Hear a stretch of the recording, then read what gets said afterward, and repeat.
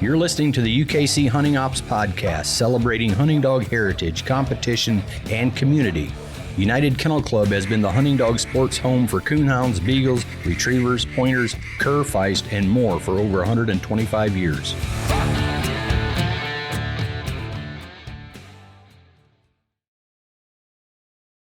Welcome back, everybody, to the UKC Hunting Ops Podcast. I'm Trevor Wade, the Coonhound Program Manager here, and I'm joined, as usual, with Alan Gingrich, the Director of Hunting Ops. But today we have a special guest, Mr. Vice President of UKC, Todd Kellam. Guest. He's only special because we don't get to see him very often. He doesn't show up very often. Yeah, now it seems like I'm a guest when I'm not coming to the office. Yeah, we pulled him down from the north, from the trout fishing streams, and got him here on the podcast today. Oh, it's fun. It's good to be here. Yeah. We've been touting this episode a little bit in the past episodes to talk a little bit about Autumn Oaks history, and we have a bunch of good resources here in the office. Obviously, Coonhound bloodlines dating back to the 70s. You know, at the very first event, Autumn Oaks events that we had, we have the 25-year golden book for the golden anniversary, and then obviously the centennial book that you guys put out at the 100-year mark for UKC. A bunch of good resources for me to dive into, and it's kind of taken up a bunch of time here the past couple of weeks trying to compile information on this, but I think we have a lot of good stuff to go over. Yeah. People are going to learn a lot of stuff today, I think. I think the book you're talking about is the 50-year anniversary book. Oh, okay. It was a good project. Yeah. So jumping right into the history of Autumn Oaks, Alan, what was your first memories of Autumn Oaks? Did you competed in it before you ever started working here? Is that right? I did, yeah. I think my first one was probably one of the first times it came to Richmond, Indiana. So either 92 or 93 was my first year. But yeah, I remember going there. We actually camped out the first night. My brother and I went there, and I think I was telling you about it a little bit before we started recording here, but we used to have an old RV that was cut off on the back like a RV van type thing that we used to go to all the beagle trials and drove, hunted with. It was our hunting truck, and we could sleep in that thing, but it had a, cut off on the back, had our dog boxes on the back. But that's what my brother and I slept in for one night, and we said, the heck with this crap. Too many barking dogs for us, but that was our first That was brother Paul. Yeah. And then you started working here in the mid-2000s, so that was a kind of a, you went to a bunch of them between there, because I know you had a lot of success in this event leading up to that, right? Yeah, and I always liked that event. With my job, I couldn't go to very many major events. I went to the Winter Classic several times, but it was hard for me to get off work. But Autumn Oaks only being, 3-4 hours away from where I lived at, that was one I could breed always days. go. Yeah, and breed days, so it was that one, and Autumn Oaks is the two that I always tried to go to, so. Yeah. And could get away from work. I think my first Autumn Oaks was before I worked here was what would that have been? 86. And I think that was Jasper. Oh. Is that Trevor can fact check me, but no, that's correct. Yeah. So that's Jasper, Indiana. I had a little plot dog, young dog, and took her down and showed her. And I was hunting. Remember Larry Wardinger? Yeah. So I was hunting his old female, night champion female, and those are great memories, getting in those convoys out there in the field. Larry's driving, I'm in the truck, and I'm nervous, and so that was 86. That was my first one, and then started here in 88. That's right. Yeah. Yeah. So you mentioned convoys. Those were a thing of the past. That was a thing. It was a huge effort on our part to get all those guys in lines going in the right direction. There weren't even maps. Yeah. And police shutting down roads, right? Well, if we needed, at least to get them off the ground. But remember how those things would work? The front guy might only be going 50, but the back guy's going 80 to keep up. That was a big part of it, trying to get everybody to their satellites. Yeah. I was kind of the opposite. I got to come to Autumn Oaks just a couple times. I remember, I think 2016 would have been my first one I competed in. Came down, brought two dogs. Friday night, we won our cast, but missed the cutoff, I think, by 50. We were there Sunday morning, and it was, and then we lost our cast the other night with the black and tan that I brought. But man, it was a good time, and coming to work there for the first time was such a huge difference, because when you're competing, especially your first couple times there, you're just a nervous wreck. It's a ton of people when you come onto those grounds. That's right. It is. I remember that. That was just for me, we were like, wow, this is the big time. Walk into the building with my head down to confirm my entry real quick and run back to the truck.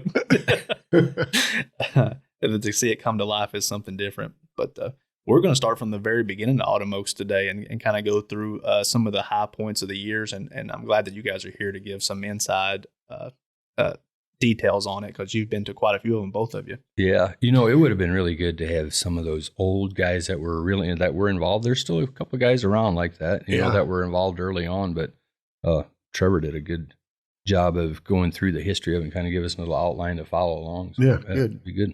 Yeah. So looking back in some of our old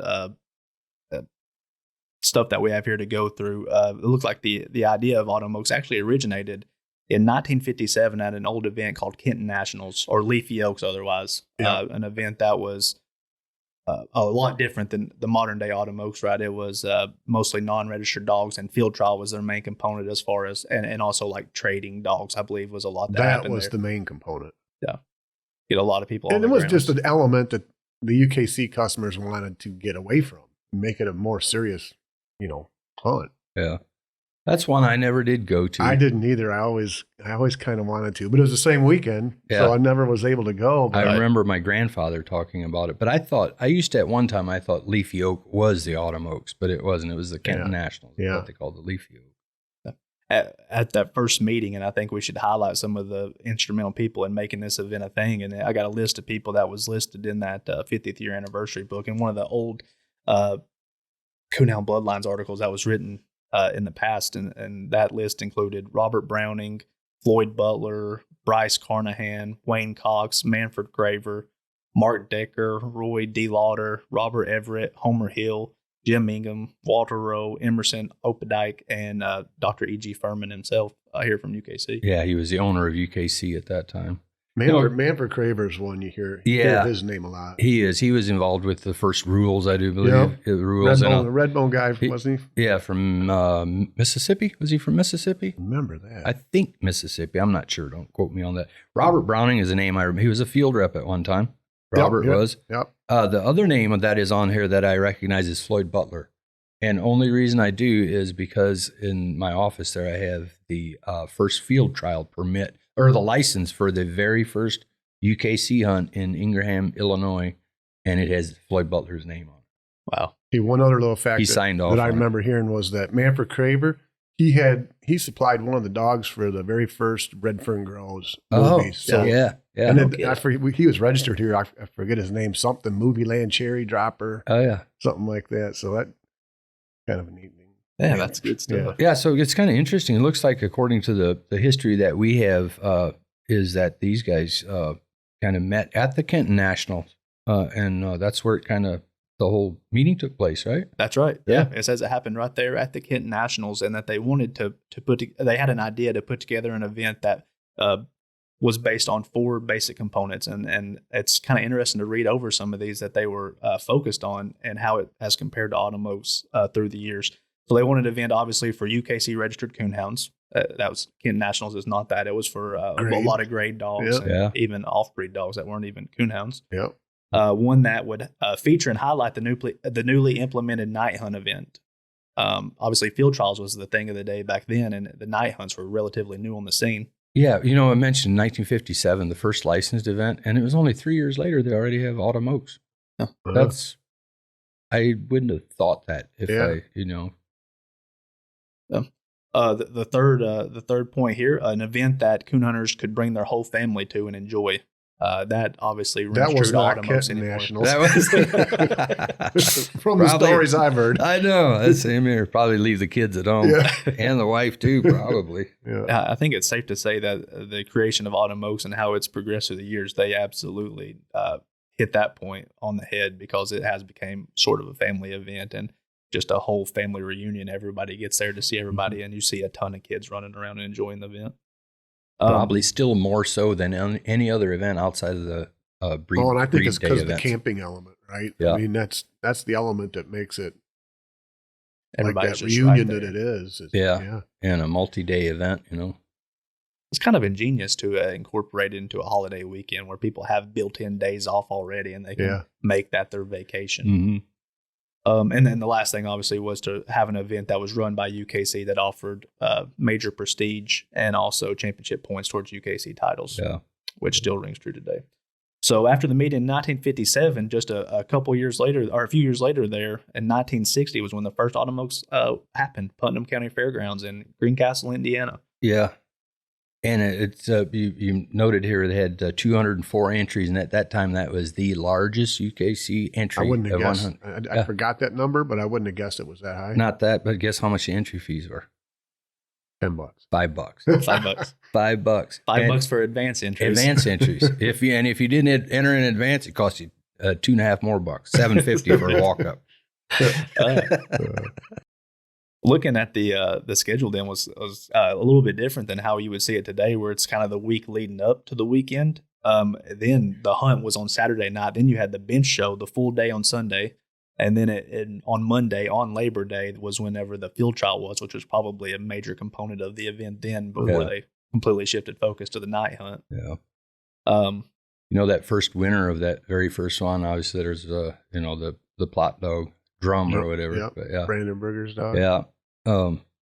Trevor's got in his notes here where he found that they had a bunch of spectators on that cast, like 20 spectators. And that was a big thing in the old days. Big name dogs usually came with a lot of spectators, didn't they? Yeah.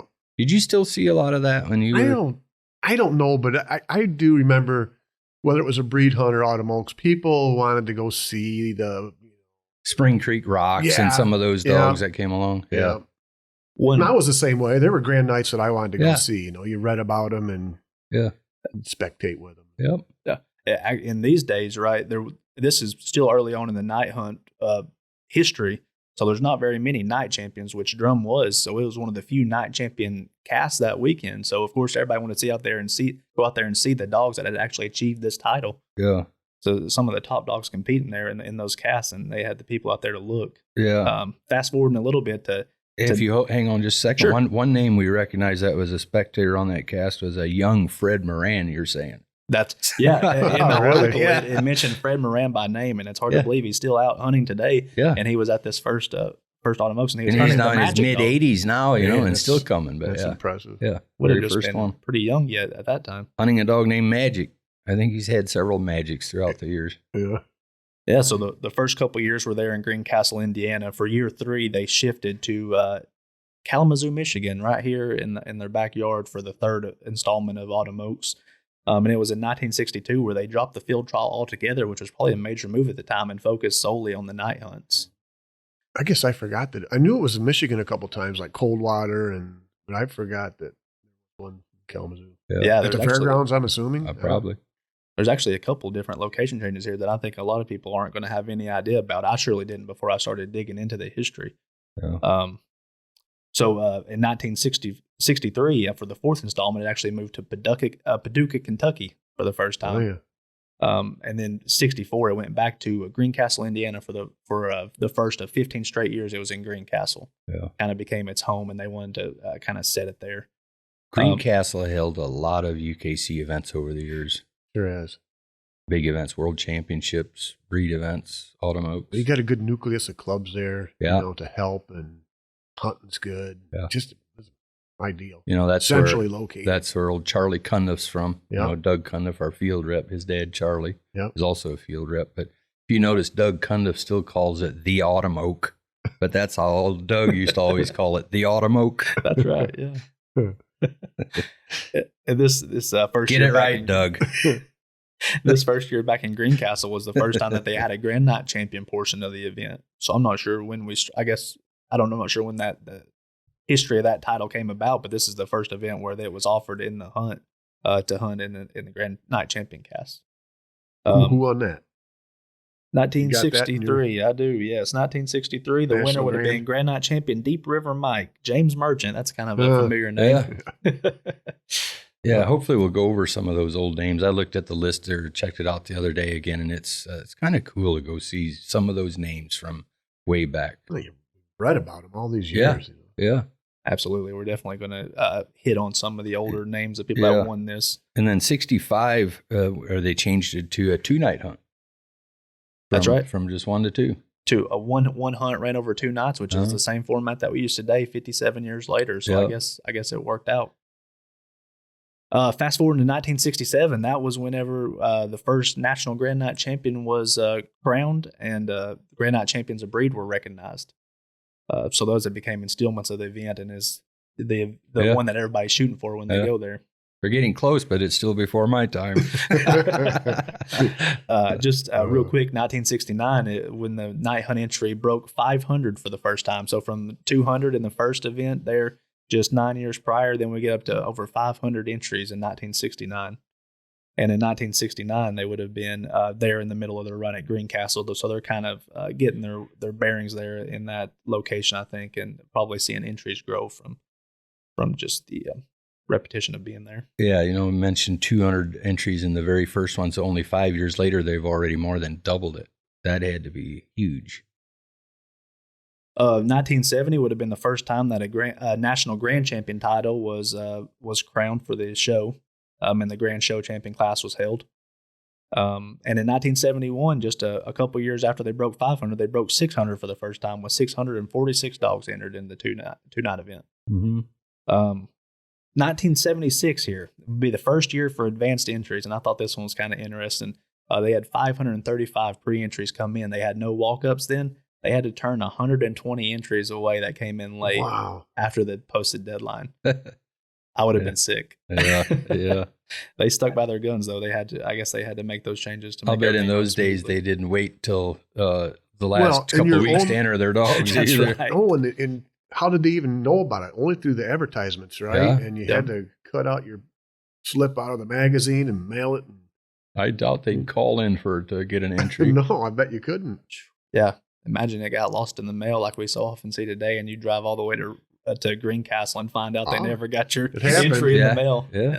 There's no posted list beforehand. There's no website to refer to. And then you get a letter back, didn't make it in. Yep. 1977, right here towards the end of the Greencastle run, they actually set a max entry on the event at 550 entries, 275 a night. And for this year, they had to turn away 296 entries. Setting that max entry kind of almost 300 entries they turn away. Figured with that max cap, people figured they had to get entered for it, regardless if they thought they were going to be able to make it or not. You think? Yeah. See, that 275 entries a night was still a thing when I started. So that was kind of I think that's kind of where we started. And everybody else went on a wait list after that, and we would hunt that wait list. We've never had to turn anybody away that I've been here. Yeah. But we had that, just had a wait list. Well, you got to keep it manageable, right? And I don't know what kind of manpower they had back then at those, satellite clubs, but they had to be manageable. And there comes a point where there's only so much you can do. Absolutely. Well, not just that, but in those days they were still using non-hunting judges, weren't they? That's probably Can right. you imagine that? Yeah, I kind of doing the math there. See, you talk about, let's just say $300, talking about 75 casts a night that you're trying to get non-hunting judges for. Jeez Louise. It's hard to get 75 hunting judges these days for the pool that we have. Man, that's incredible. And then do you think that, I wonder what the quality looked like in terms of judges. If you read them, you were probably a candidate. Yeah, it probably wasn't always good. Yeah. Also, there in 1977, it said there was a note in there that for the 4th straight year they broke the bench show entry record. This year was up to 237 bench show entries, and it took over 5.5 hours to conclude the show.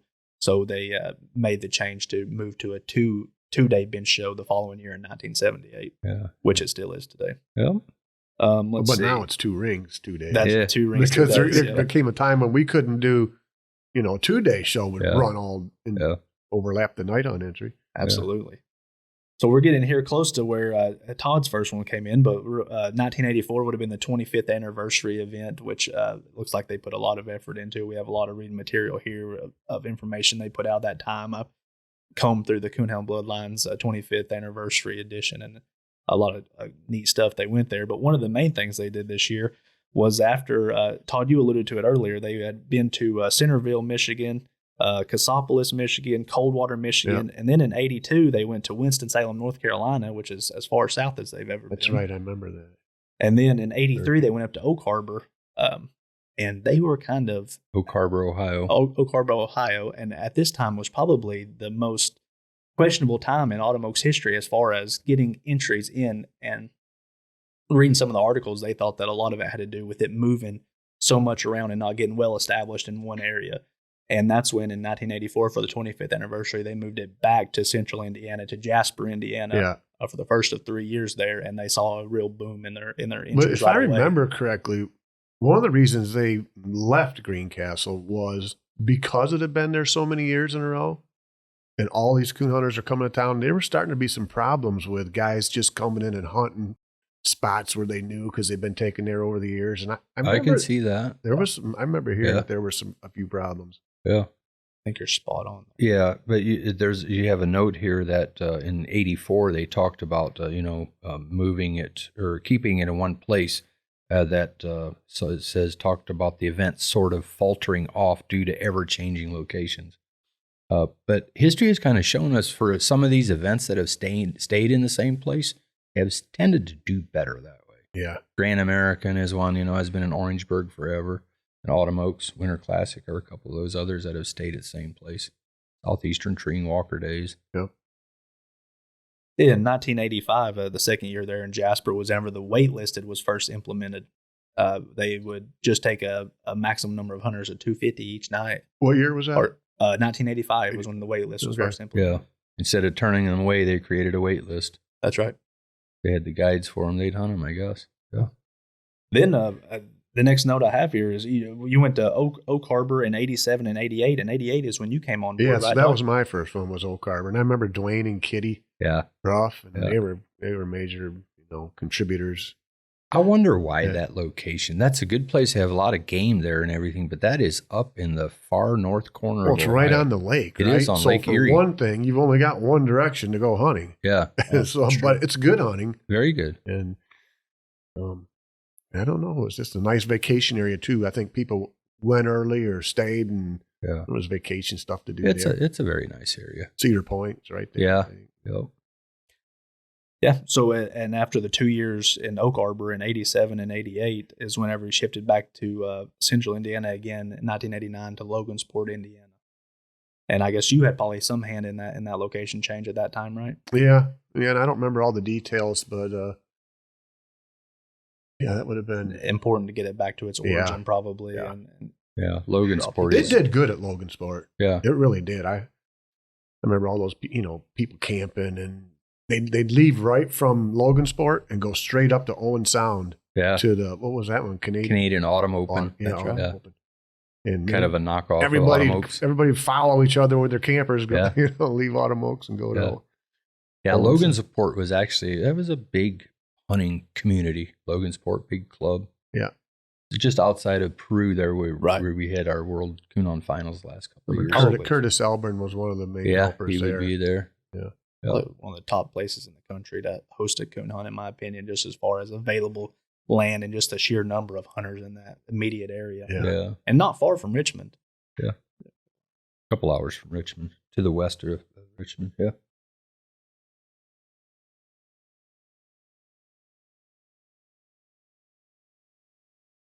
Yeah, so in 1992 is whenever the event finally shifted to Richmond, Indiana, which is where it still is today.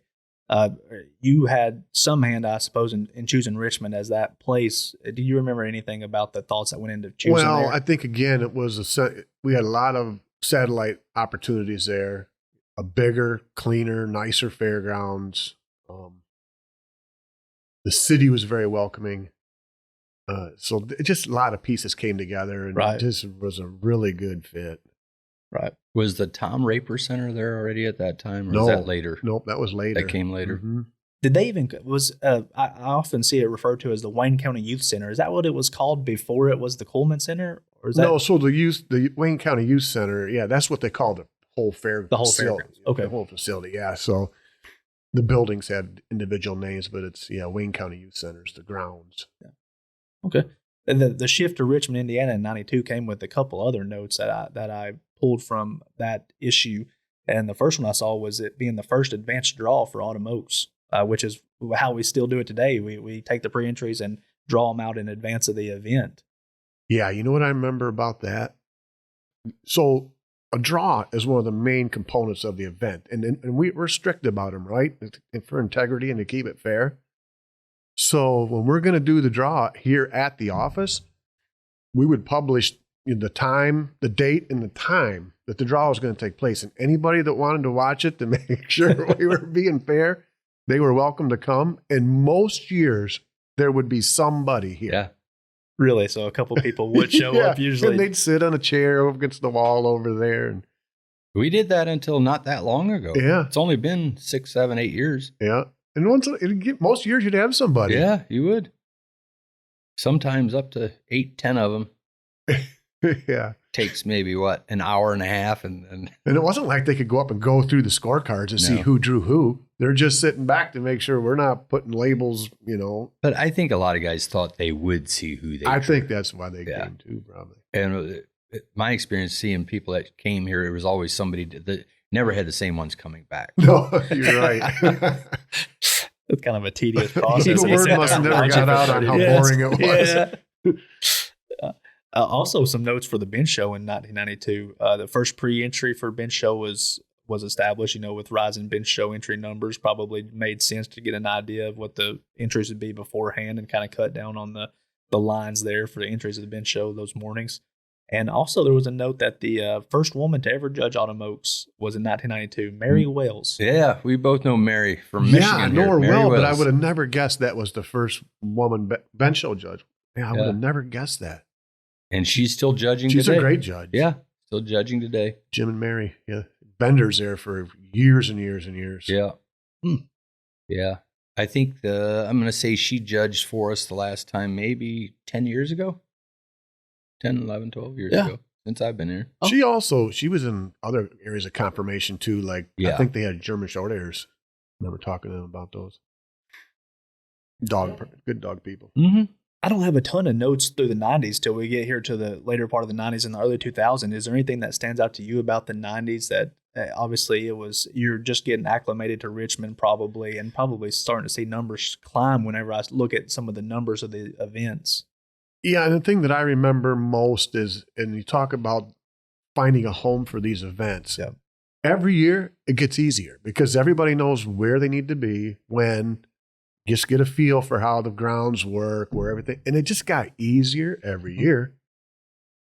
Just clicked along. It went great. Yeah, there's still people that camp there today at Richmond that it's hard telling how long they've had that same camping spot. Yeah. Show up early and. The black and tan guys there on the corner there with the Ron, what's his name, with the horns. Yeah. Always brings the horns. Yeah. But yeah, just a lot of people still always have the same spots. Yeah. Yeah. And just reading through the articles, and man, I really enjoyed some of the complete article write-ups after the event and detailing the event. In 1999, I saw you guys actually awarded a name that's going to be familiar to a lot of people out there, and that's John Shelton. You gave him an award for being at all 40 Autumn Oaks up till that day.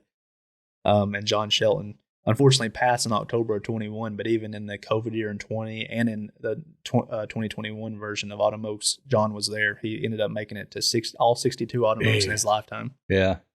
This one coming up will be the first one that he won't be there. And he was at all of them. Every opening comments, whether I was doing them or you, we would always stop in the middle of it and say, "Is John Shelton here?" And he'd be right down there in front, raise his hand. Yep. Yeah, the COVID year 2020 was kind of an abbreviated version of it, and I didn't think he would show up. I didn't see him till just before draw out on Friday. He pops up at the entry table and says, "I'm here." He actually called in advance of the event because we had put out a lot of advertisements saying that it was closed to anybody who wasn't participating in the event or a part of the event, to cut down on the walk around crowd so we could stay inside the guidelines that were issued to us by the state. But John called and said, "Well, I'm going to be there." So, and I was, okay, but he made it through the front gate and made it to the hunt table, so he made his way in. Yeah. There's no keeping him out. Well, he wasn't just someone who just attended. He participated all those early years. Yeah. A Redbone man, right? John. Yeah, John was primarily Redbone, and the other one we mentioned was Fred Moran. I think between those two, they probably missed fewer than anybody else. Well, obviously John didn't miss any, but I think Fred's probably next in line.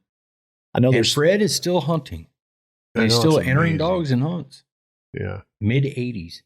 I know there's some younger people right now that have started streaks of their own, and hopefully one day you can kind of catch up with Mr. Shelton and Moran, but that'll take a while. Yeah. They really left their mark on this event and on the Coonhound world. Yeah. 2000. Something I found interesting about the year 2000 is that you guys received over 1,000 pre-entries for the first time and actually had to get the computer programmers to add that fourth digit in. Wow. I guess being in Richmond and being established there, and like you're saying, becoming familiar with the surroundings, the satellite clubs, and people coming to that area is just growing the event by leaps and bounds at this time already. Yep. And one note from the year 2005, I don't have a ton of notes here about the early 2000s either, but 2005, the event happened just directly after Hurricane Katrina was. I believe Hurricane Katrina started on August 23rd, and then you had the event there on Labor Day weekend just a couple weeks later. Would this be your first Autumn Oaks whenever this was happening in 2005? Yeah, it would have been. 2005 would have been. You guys doing or helping with fundraiser. Obviously, a lot of the vendors and people there doing it. I don't remember all those first details. Autumn Oaks as a staff person. Yeah, and I kind of forgot about that a little bit until he brought it up here, made note of it or whatever. But we did some fundraising things there that year. Yep. Because it would have been just a month after, so it was just it was still had just happened basically. Every article in that issue in 2005 alluded to Hurricane Katrina in some capacity. Just talking about, obviously, houndsmen are one of the first ones to band together anytime anybody has any issue for raising money or giving support to that crowd. But also talking about how a lot of people from that area of the country down in Louisiana or maybe West Alabama areas traveled to Autumn Oaks, even with some unknowns happening at their house from damages or power outages or different things, and used it as kind of a release from reality for at least that weekend to come and enjoy a weekend with their friends. So, Alan, when you started in 2005, was Todd Morgan? He was on staff at that point too, right? And he was working Autumn Oaks with us. Was he he was primarily the one doing the draw, right? Is that who showed you the draw system? Yeah, it was. Todd did. Yeah.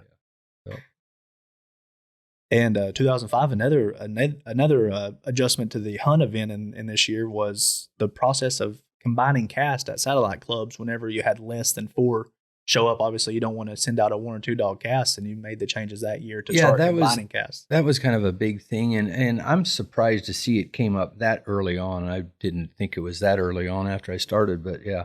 Before that, if we sent cast to satellite clubs, if they had, some guys didn't want to drive, through a satellite club that's a long distance away. They decided, I'm not going there. It might have 1 or 2 dog casts.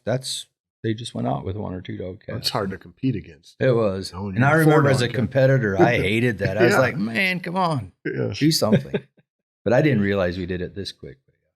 So what we mean by combining casts is when they get to the satellite and maybe only 2 of the 4 dogs show up in a cast, our field reps have the authority to combine those dogs, put them in different casts there at that. And that just makes it more fair across the levels the playing field, I guess, so to speak. Talking about satellite clubs a little bit, right now we have Convoy, Ohio, Bryan, Indiana, Shelbyville, Indiana, and we recently just brought on Hartford City, so I know they don't have a pass of it. But those 3, Bryant, Convoy, Ohio, and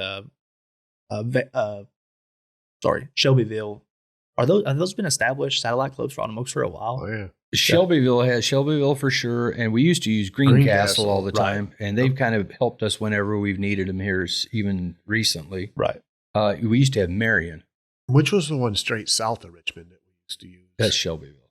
No, that's more west, isn't it? No, it's pretty much south, a little west, but it's. There was one that was more south that we got out of the terrain. There was. What was that? Lighters Ford or something? You start getting that's some north. hills. That's north. Yeah, it was a different terrain, and the scores typically weren't as good. And there again, people would see that's where they drew, and they'd be like, yeah. We used to use Marion, use Columbia City, which was my club at the time. I remember when we did that. That's why I always felt like I had a little bit of an advantage because I always got Muncie was another one we used. Yeah.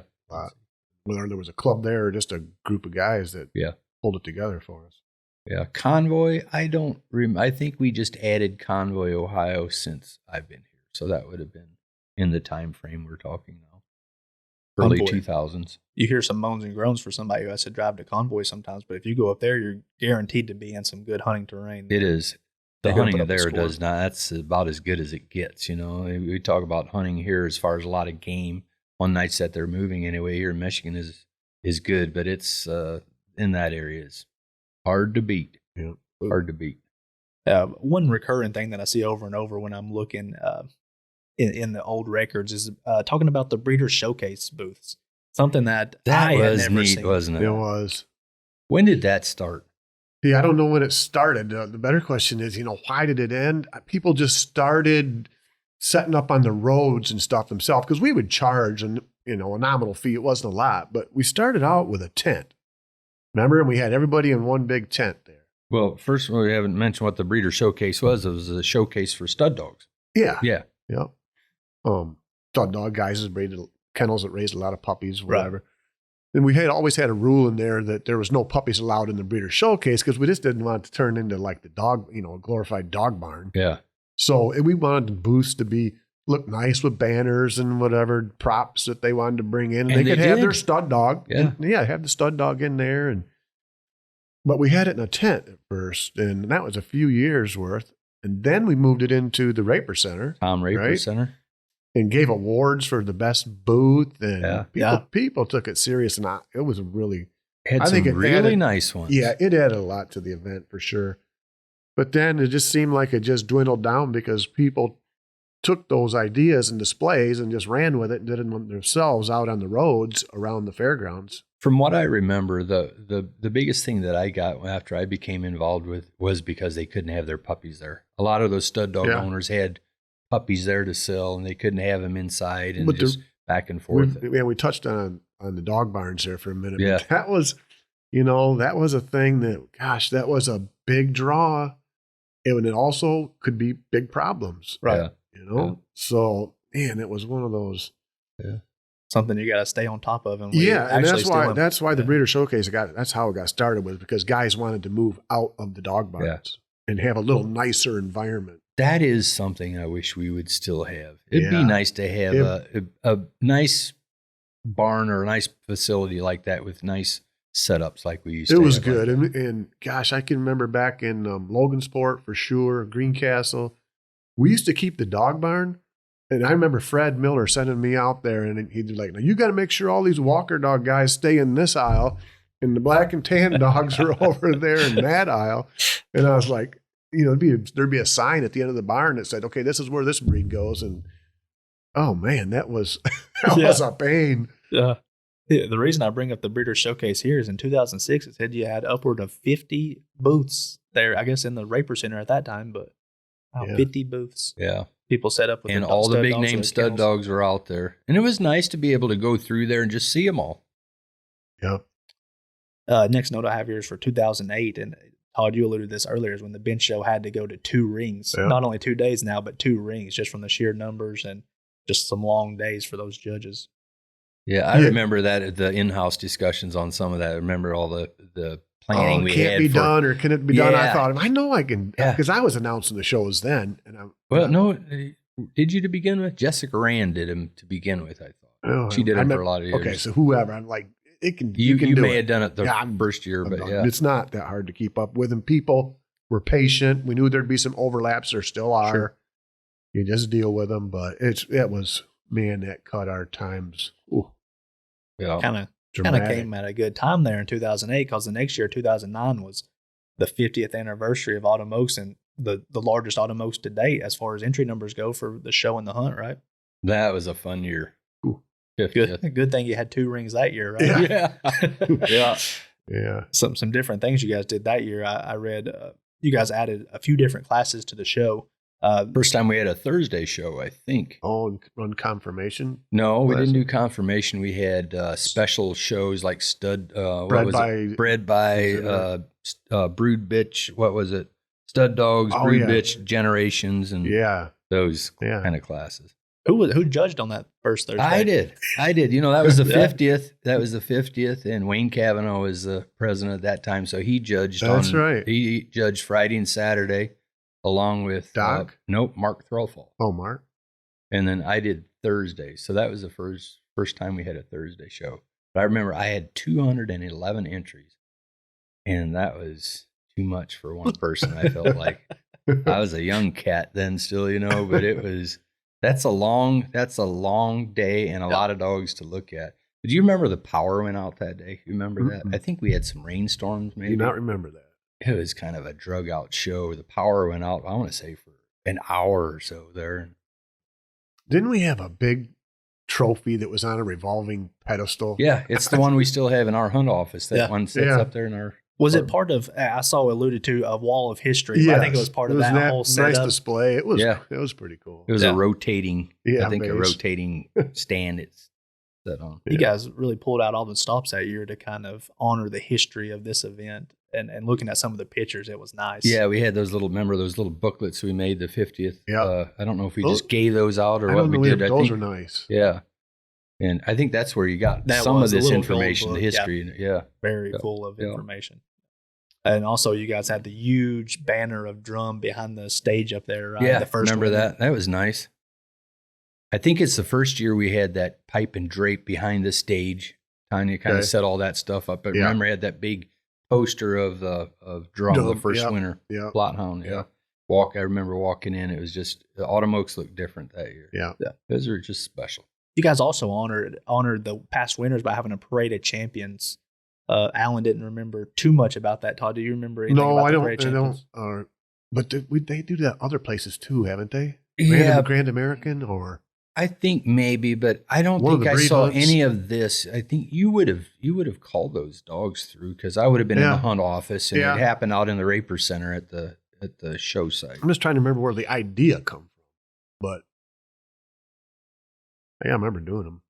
Yeah, so I don't know how many the dogs they would have had.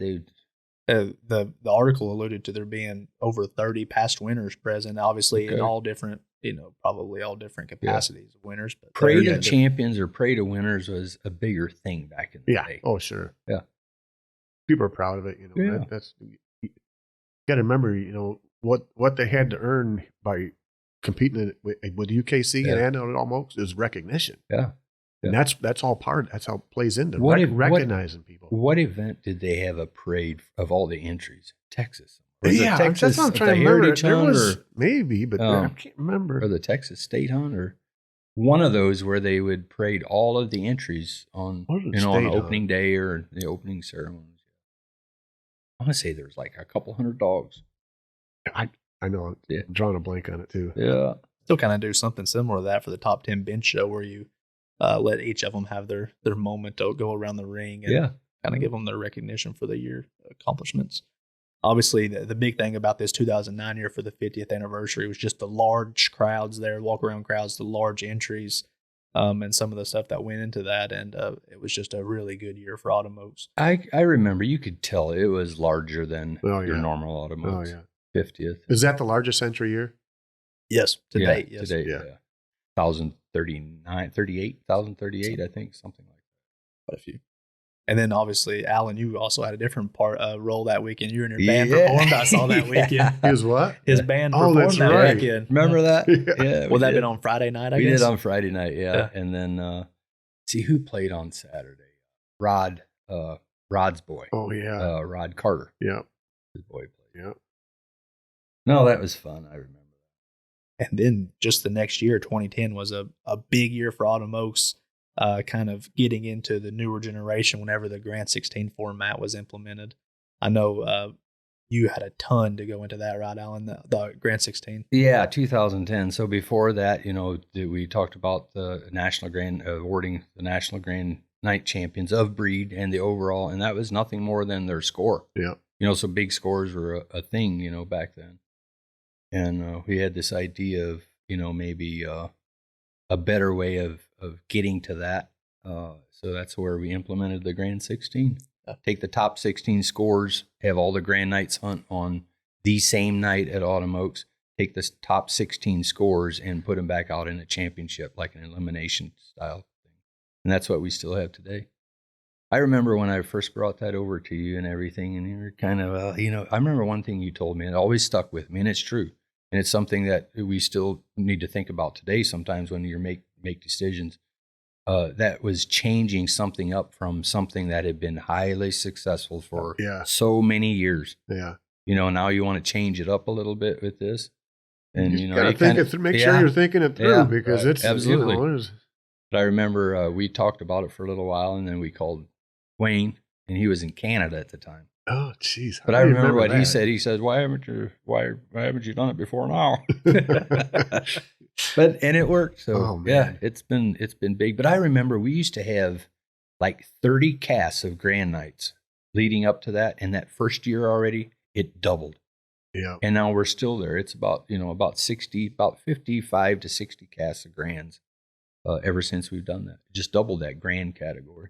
Kind of loved it. Yeah. It kind of shifted the grand nights from hunting. I read a note there that a lot of them were always worried about hunting on Friday night because they were afraid the scores. Yeah, you got to protect your score. Yeah.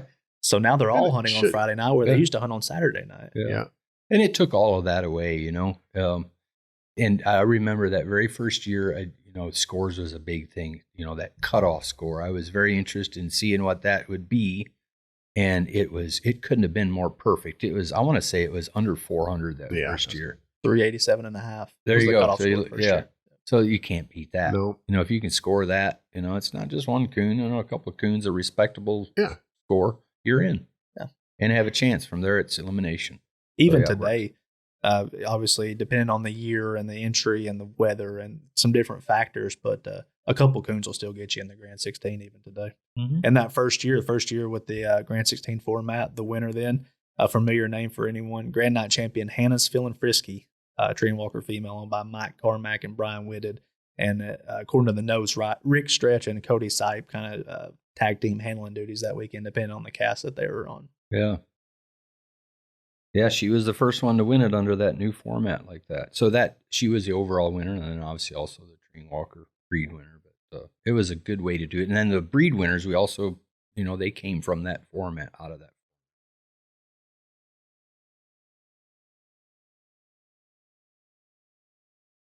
Kind of getting into more modern day history here as far as Autumn Oaks goes in 2015. It's something that we probably don't know a ton about, but is important to note, I guess, as the confirmation show came on board, which was kind of a resounding success right off top. It looked like, they anticipated, I think, something around 30 to 40 entries and ended up having in the 140s and had a show that lasted well into the night that night. Yeah.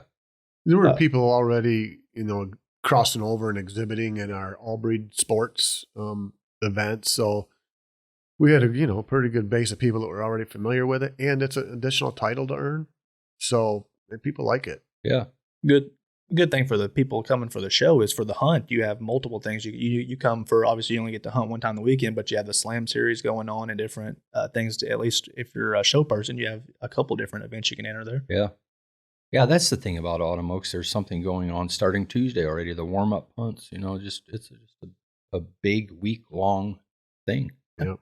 People are going to come in early. Might as well give them something to do while they're there. And a way to hunt legally is an important thing. And that's why the shows on Thursday, I think, worked quite well. And a little different format, right? Yeah. Show them on the ground, and so it changed up a little bit. Yeah, but we were way off in our predictions there. We guessed 50 dogs, and we ended up with 100. The other problem was we started it pretty late in the day, if I remember, after lunch, and we had that many entries. It took a while. We were there late. Just one judge. After 7, wasn't it? Yeah, it was late. Yeah. We thought, we got to change that up. Yeah. 2015 was also the first year for the Grand Masters, Alan. I don't know if you want to touch on that any at all, but it had a pretty good few-year run there. Yeah, the Grand Masters was kind of a championship that, or it was an invitation-type dog from dogs that came through the Super Slams that we had, were the higher entry events, and we advanced them to the Grand Masters is what we called it. And really, we didn't have the Grand Masters for a couple of years, but the TOC kind of took over its place is what it amounted to. I mean, obviously made some different changes to it, but that's kind of same feel. Yeah, we need to keep that Grand Master's name in our pockets. That needs to be something still. I always like that name. And then fast forward to 2019, which would have been my first year in UKC, and I can't think of any real new changes that we had that year, other than we just had the big announcement on Friday in the opening ceremonies of unveiling the Tournament of Champions for the first time to the public. Oh yeah, I remember that. That was big. You know, we had some meetings up here, you know, and had everything in place for it. You know, we were excited about it, but the one thing I remember, did not know how the audience would react to. Yeah. And I still remember it. I'm standing up there, I felt so alone. You guys all backed out. It was quiet. Yeah, it was very quiet. Very quiet. Very quiet. You know, and I'm, especially after I announced what the total purse was. Total purse was $150 or $200,000. I mean, it was just quiet. I'm like, I didn't know if were they going to clap? What was going to happen? I don't think they did anything, did they? I'm not sure they. I think they were kind of stunned. You kind of heard some whispers in the crowd, like, what did he just say? Did we miss something here? Yeah. Yeah, so that was 2019 Autumn Oaks. Yeah, and your first Autumn Oaks. Yeah, that ended up kind of, in hindsight now, that was a huge step forward for the company, because the next year was the dreaded COVID year. And I don't want to get too far into talking about COVID. It's at its glory and all this speculation already. But Tournament Champions is getting it released in 2019 for the 2020 year kind of really helped us out in the COVID year when everything was real shut down and all the major events were shut down. Yeah, when it could have been just the opposite, it could have really hurt us. But in fact, it was kind of a savior for us. Really, it's what kept guys, really drove guys to the events to get those 5-cast wins when they could. Some good things came from the COVID year, obviously, for Autumn Oaks in particular. You know, we had to kind of limit the size of the event to meet regulations. We had to limit who was there. Only sponsors could be there. There were no paid vendors that came. That's right. We didn't allow any walk-around traffic. Not like they would have had anything to really do there. There wasn't many vendors to shop. No real dog barn action. So basically just participants and sponsors and staff were there at that event. And it was kind of a smaller scale event in the wake of things, but it had to be. That was a big decision for us. Oh, it was a big deal, you know, and what do we do? Autumn Oaks could not be what Autumn Oaks is. Just politically around the whole country, it's almost like darned if you do, darned if you don't. Right. You got people criticizing you for holding it or criticizing you for not holding it. Yeah. So that was terrible. Some of the first meetings were to cancel the event altogether. And you know, that's a tough pill to swallow for an event that had been going on for 59, 60 years at that point. And I when people were asking for my opinion, even this smaller version is better than just completely doing away with a year of the history to the event. I'm glad that we did it. Looking back on it. Same here. That's what I was going to say. Looking back, I think we made the right decision. It was an abbreviated version. We still had hunts and shows, but kind of limited it to those participants, and that was about it. And it worked out well. It did. Yeah, the local club always handled the kitchen duties there, and they kind of, obviously they couldn't with the COVID restrictions that were in place, so we actually shifted all of our hunt stuff into the Coleman Center and left the show for show stuff just in the Raper Center, and we actually kept that and moved forward with it in the past couple of years, and it's actually worked out pretty well for the event. Yeah, I think that's the first year we had a couple food trucks there, and we've kind of kept on with that. Yeah. And it kind of worked out for the club too. They were kind of didn't have enough help anymore, anyways. You know, so it kind of worked. Everything kind of worked out. This past year in 2021, you know, we're still seeing some effects in 2021, and even now from the COVID year, especially on the vendor front. That was a tough year for those guys. They have a lot of materials gearing up for a competition season there in the spring, and man, they're having to eat a lot of cost of materials. They're not getting to travel and sell things, and we're still seeing vendors that haven't recovered from that and making it back to the event. So it has a little bit of a different feel, but we've kept trucking along, and we saw the entries come back pretty strong in 21, especially with the allowing walk-ups for the first time that year. Yeah. And with the walk-ups being allowed, it's actually done away with our wait list here to this year. We're actually not anybody who pre-enters gets drawn to a cast, and we're using walk-up entries to fill any holes from no shows. And it's actually worked out pretty well for us. We've tried it at Winter Classic the past couple of years. This will be the first year we tried at Autumn Oaks, but I think we've got it down pat. Yeah, I think, and it's a good. I like that. Yeah. Don't have the wait list anymore, and just use the walk-ups for the wait list part of it. So it works pretty well. Yeah. So we've kind of talked about through the whole timeline here of Autumn Oaks. Obviously, Indiana is when you think of Autumn Oaks, you think of Indiana. 53 years in Indiana in its history of the 63 years total. This year will be the 54th year in Indiana and the 63rd total for the event. Obviously went to Kentucky once, North Carolina once, and it's been here in Michigan 4 times, along with Ohio 3 times. But now I think it's time to go into a little bit of who some of the past winners were, starting out with the night hunt and give them some credit that they've earned for winning this prestigious event. So far, there's been 62 autumn oaks winners. The breed breakdown, which I know everybody likes to always hear about the breed breakdown. There's been 6 black and tans, 9 blue ticks, 13 English, 2 plots, 1 red bone, and 31 tree and walkers, and 47 males compared to 15 females. I thought that was kind of interesting, more lopsided than most of our events as far as that. It is. Goes. Here a couple of weeks ago, you and I talked about males versus female ratios and how even they have been. In the old days, that was the thing where you saw more males maybe, but this ratio is way lopsided. Yeah, and something that's really done this is that there's a couple really impressive streaks that are happening right now. 14 of the past 15 years, tree and walkers have won this event, and 12 of 13 since the Grand 16 was implemented. Yeah. So they seem to kind of flourish in that 3-cast format. We talked about the very first one, a plot one, the very first one, and only have 2 in history. Yeah. That's kind of odd. Yeah. From only 1 red bone. That was probably a Harry O'Median with the music dog. Oh, yeah. It was. Yeah. And then 10 of the past 11 have been males, and that's kind of added to that, the way that stacks up against one another there in the male versus female ratio. Yeah. Then you have some notes here on multi dog winners, dogs that have won it more than once, and there's 2 of them that have won it twice. Mm-hmm. And one name that I didn't know until he looked it up in history, Old Spring Creek Rock. Oh yeah.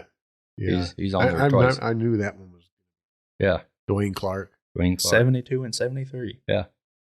Spring Creek Rock. I had a little Walker female. I had some rock breeding in her. I always followed him, and paid attention to I like that dog. Yeah. And Dwayne was a great guy. Yeah. And then the other one is House's Mr. Clean. Ryan Whitted, the only 2 dogs to win it. The thing with Clean, he won it under the old format, just based on score. Yeah. And then he came back 2 or 3 years later and won it again under the new format, under that elimination format. Only dog to have done that under 2 different formats. Impressive. That's pretty cool, really. Yeah, it is. Done some really impressive things in his life. Yeah. That dog did. And then you were talking about multi-dog owners. We've actually had a couple owners that have won it multiple times, some with the same dog, some with different dogs. Just right from the beginning, J.E. Staley, I'm not familiar with him, obviously from 61 and 62, won it with 2 different dogs, a dog named Staley's Paducah Chief and one named Bally Lucky Girl. Not familiar with either of those, but pretty impressive right off the rip in some big events. Yep. Yeah. Obviously, we talked about Dwayne Clark and winning it twice with Spring Creek Rock there in multiple years. Back-to-back years. Yeah. That's cool. Yeah. And then a buddy of yours, Alan, that does a lot of our live show stuff, Steve Burkholder. Actually, Cowboy.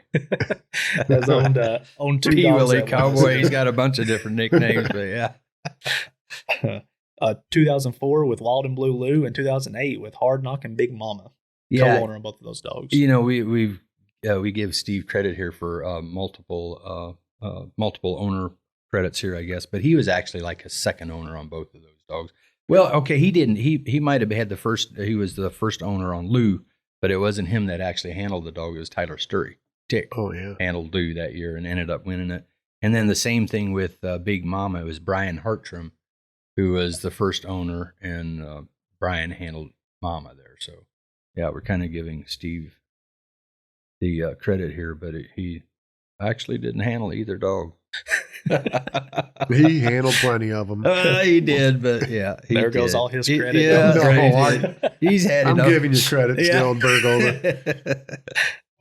And then we have another one here, Mike Carmack, who's a member of the Liberty Club close by, who always helps with guiding duties, and he was a co-owner on dogs that won in 2009, 2010, Stylish Cade and Feeling Frisky, we talked about later. Yep, there's 2 dogs, but there's an owner that's won it under 2 different formats, the old and the new. Yep.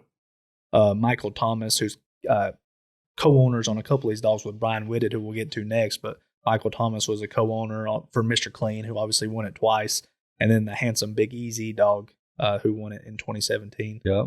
And then to get to Brian Whitted, who kind of went on an unprecedented streak in this event, won it 5 of 8 years at one point. Yeah. 2010 with Frisky, won it a couple times with Mr. Clean that we talked about. 2015 with Feeling Big, and then 2017 with the Big Easy dog. Just a crazy, unprecedented streak there. Yeah.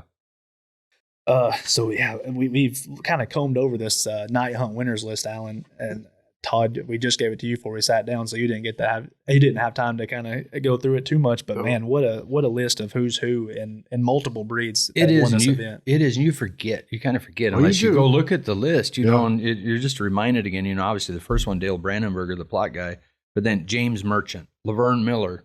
Laverne Miller is the Treeing Walker Association. It still has their sportsmanship award every year that they hand out. The Laverne Miller Sportsmanship Award. Miller's Joker. What was that other dog he had? It was directly off old Sonny Boy. Rock. Miller's Rock. You know, influential guy in the whole Walker breed. John Monroe, Finley River. Yep.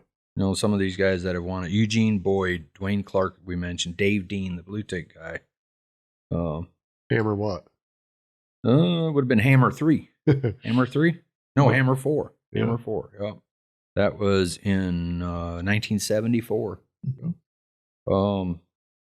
Yeah, a lot. Russ Downing up in Wisconsin. Arnold Moore, Nubbin Moore, one of the field reps. Alabama Black Hank. Yeah, he won it, you know. And Mike Rafe, who just passed away this last year from Indiana, English guy. Irvin Sutton. Rob Wallen's another one. Rob won it in 1992. You remember Rob when he won the World Hunt in Elizabeth, Illinois, with what was that female he won it with? But go back and look at the pictures of Rob here in 1992. He is literally just a kid. He was young when he won the World Championship, but yeah, 1992 he was just a kid. Jim Ridge, you know, just a lot of those. Ron Taylor, just a lot of big names. Yeah. Like you mentioned, Harry O'Meady and Tim Whitaker. These guys made big impacts on the breeding history of their respected breeds. Yeah, you know, you see a lot of these dogs and these names, and and a lot of other big names. You know, folks can go onto our website, and we have a history of all the winners' dogs' names and owners, and go check them out. Absolutely.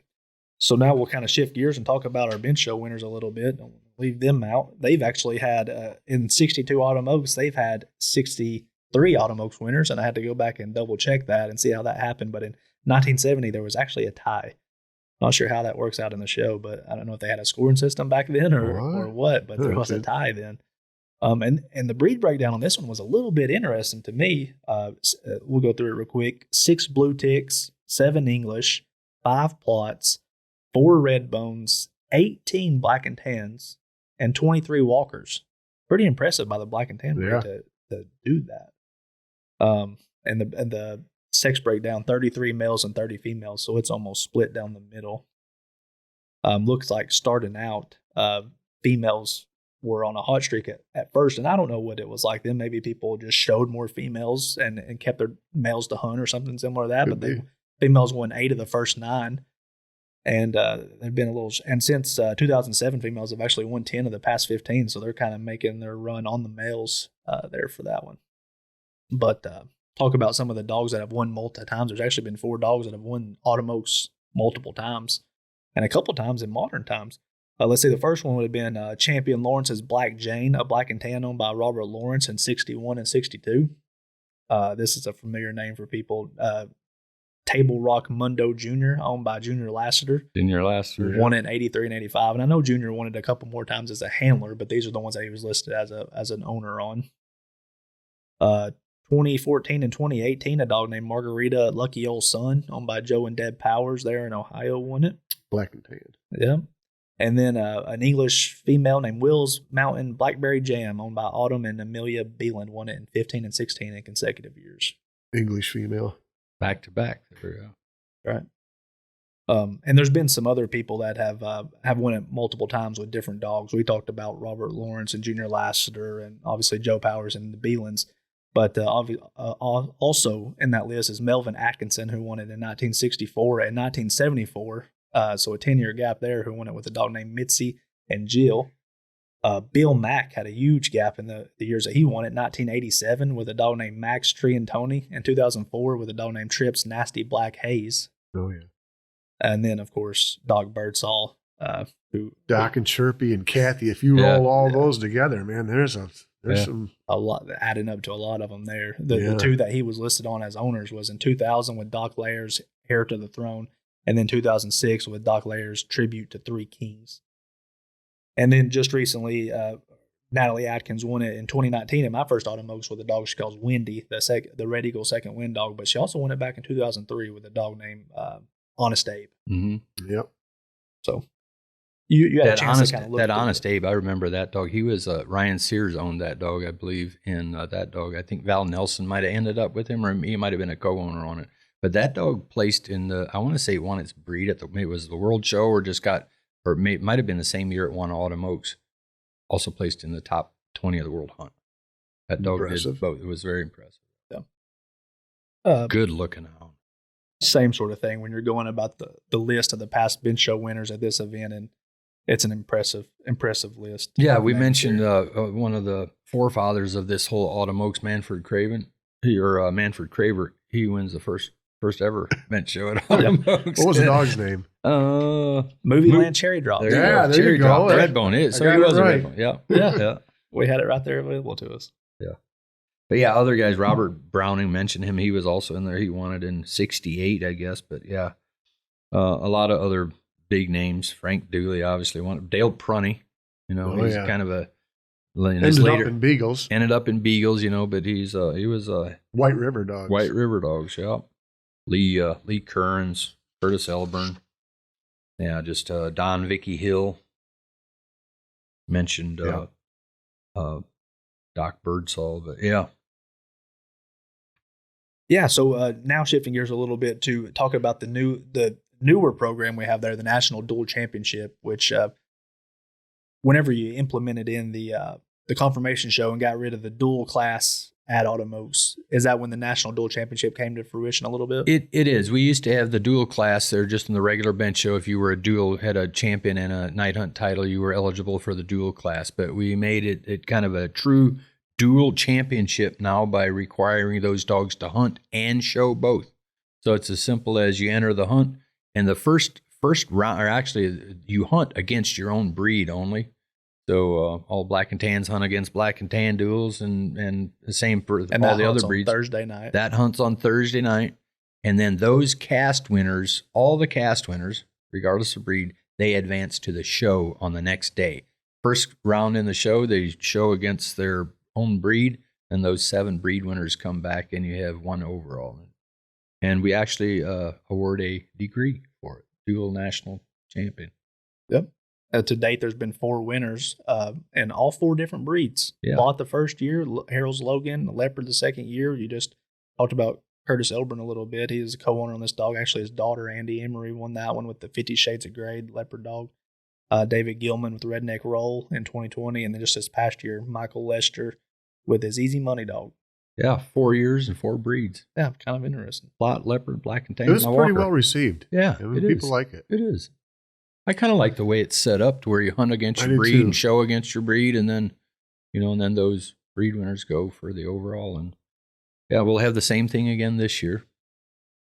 Another thing we'll have this year is the Slam Series. That's a fairly new thing, right? I was looking back in the records. So the first one I saw was like 2007, or am I way off? No, that's probably it. Yeah, that's probably it. Yeah. I mean, that's been a little while. Started out with Wayne County kind of doing a Thursday night slam before it became like an all-week thing with Delaware jumping in 2011, Delaware County. That and Hannah's Creek down there at Mike Carmack's club. So it starts Tuesday, Wednesday, Thursday. Yeah, something going on at Autumn Oaks all week except for Monday. Was a big part of it just trying to keep people from pleasure hunting without a license in that area? It was. You'd have people coming up there, wanting to pleasure hunt a little bit or get their dogs acclimated, and this having a licensed option. Event for them to do that really worked out good for everybody involved. Really did. And this past year was actually the highest entry we've had in those slam events for the week, and we had a really strong week for them. Yeah. Let's see. We've kind of went over a lot of the programs that we talked about as we went, which is good. But one thing that we didn't touch on that I saw a lot mentioned in those articles was the bench show seminars that used to happen. And those were kind of a big deal. You would see some big crowds there and a lot of good information passed on at those seminars. Right? Yeah, we had several back in the, around the 50th Autumn Oaks, I think, is when we started that. Wayne and Doc Birdsall. Kind of involved in some of those. And And folks really like those, and I think we should probably look at having more of those. Autumn Oaks is a good place to do that. Yep. They were well attended. Yeah. I think, as we progressed with this podcast and then kind of our live streaming on YouTube, that's a possible venue for that too, to have different judges on or to talk about some particulars of it and use this platform for it as well. Hey, one thing we didn't discuss or even really think about, and I haven't thought about it, so it just kind of pops up here in my head, but what other events have been around longer than Autumn Oaks? Grand American, probably the only one. Grand American, I would think. Yeah, a couple of years. Night hunts haven't been along much longer than Autumn Oaks has, so there's not much room for winter there. Right. Yeah. It's a special event. That's for sure. Test sure. of time. Yeah. It has. A lot of people have been a part of this event, and it's a fun one for us to work on, but I think, you and Todd Morgan had a whole lot to do with it throughout the years, and before you guys, others as well, That's right. I kind of wanted to close out by talking about some of the biggest changes that you've seen. Obviously, going back through some of the pictures of the past events, the biggest thing that stood out in my mind was just how people, every hat, shirt, jacket you see is somebody's kennel or their stud dog, and they were just represented their dogs. And it was such a big deal back then. There's so much pride in your dog. And that's kind of shifted just, I guess, in the past decade, is it probably that we've seen that kind of stuff tail off a little bit? Maybe. I know what you mean. Heck, I used to have them for my dogs. You finished a dog to grand, you had your dog's name on your hat. Yeah, it was those iron-on letters. And oh, man, those were great. But, it's just, society's changed in general that way. It's not just. Well, instead of wearing it on your hat, everybody has a Facebook page now, I guess. I don't know. Yeah, that's one of the big changes. The layouts changed a ton, right? The bench show used to be outside before the Raper Center came in. Oh, yeah. Right? Yep. Used to be out in that open arena there behind the two vendor barns. In between Yeah, used to be there. Yep. But it works out. And I think now we're going to have just the show in the Tom Raper Center, just the show only, and that's all that's going to be in there. And that'll open up more crating in there and everything else if we can use the Kuhlman Center for the hunt portion of it. Yeah. A lot of history with Autumn. Oh, yeah. A lot of history. Diving into some of the history, and why wouldn't I with some of the resources here? It's been a fun couple of weeks compiling information for this episode, and it really has me super excited for the event this year. It just makes you realize how much history and prestige and tradition goes into this event, and I'm really excited for the 2022 Autumn Oaks already. Thanks for doing all the research. Yeah, we've come a long ways from hauling their dogs, seeing dogs hauled into Autumn Oaks in their trunks of their cars to all the fancy vehicles and trucks and everything. Motorhomes. Yeah. Dogs that cost more than their trucks do these days. Yeah. So hopefully in the next couple weeks we'll probably get out an episode talking about this year's Autumn Oaks, but I really wanted to dive into the history, and I'm glad we had a chance to do it, and I appreciate Allen and Todd sitting down with me today and talking about some of it. And I know that a lot of people listening are going to enjoy this episode, and they're going to learn a lot of stuff, because I know I did. It's got a lot of history behind it, and I hope you enjoyed it.